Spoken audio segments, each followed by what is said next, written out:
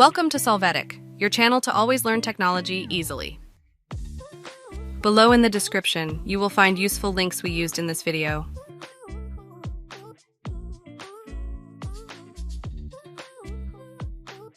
Today in Solvetic, we will see how to make another account Discord. You're going to go to the link we leave you in the video description. There, click on Login. After that, click on the line Register. In this window, enter the email to register, username, desired password, and date of birth to validate identity.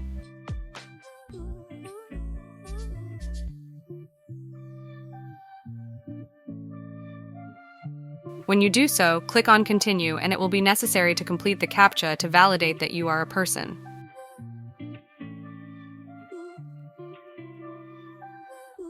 After this, you will have access to Discord with this new account. Hey, remember to subscribe Solvetic channel.